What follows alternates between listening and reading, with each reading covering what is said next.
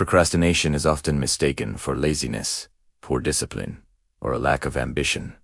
But its deeper roots are frequently emotional rather than behavioral. A person may delay a task not because they do not care about it, but because beginning it activates discomfort. The task may create anxiety, boredom, uncertainty, self-doubt, pressure, or fear of failure. Avoiding it provides immediate emotional relief, and that relief teaches the brain that postponement is an effective way to escape discomfort. The task remains unfinished, but the person temporarily feels better.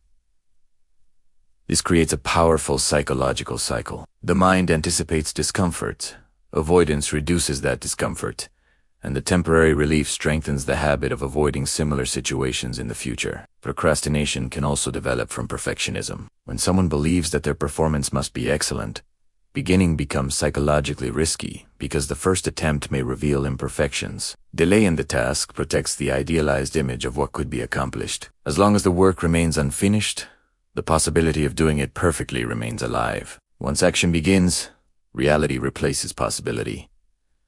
Fear of failure can create the same pattern. If the person never fully tries, they can preserve the belief that they could have succeeded under different circumstances. Procrastination can therefore protect self-esteem in the short term while quietly damaging confidence in the long term. Each unfinished task becomes another reminder that action was avoided, which can produce guilt and self-criticism. Those emotions then make the next task feel even more difficult, creating another reason to postpone it. The deeper psychology of procrastination involves the conflict between immediate emotional comfort and long-term values. The person knows what they want to accomplish, but the emotional system prioritizes relief in the present moment. This is why procrastination can continue even when the consequences are clearly understood. Knowledge alone does not overcome an emotional avoidance pattern. The person must learn to tolerate the discomfort associated with beginning. Small actions become important because they weaken the belief that discomfort must disappear before action can occur.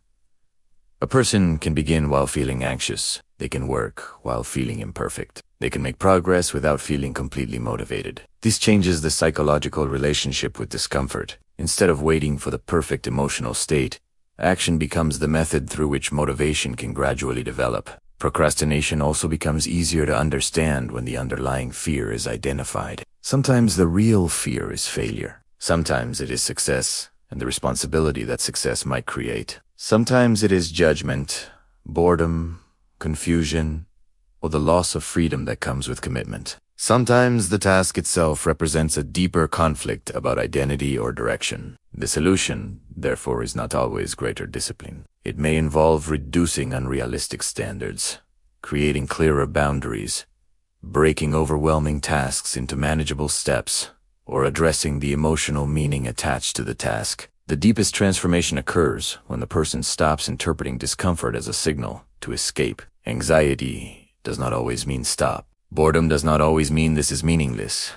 Imperfection does not mean failure. You can begin without certainty, progress without perfection, and act without waiting for motivation to arrive first. Procrastination loses its power when immediate relief becomes less important than long-term self-trust. Every time you act, despite discomfort, you teach the mind something important. Difficult feelings can exist without controlling your behavior. That is where discipline becomes less about forcing yourself and more about becoming someone who can move forward even when the mind wants to retreat.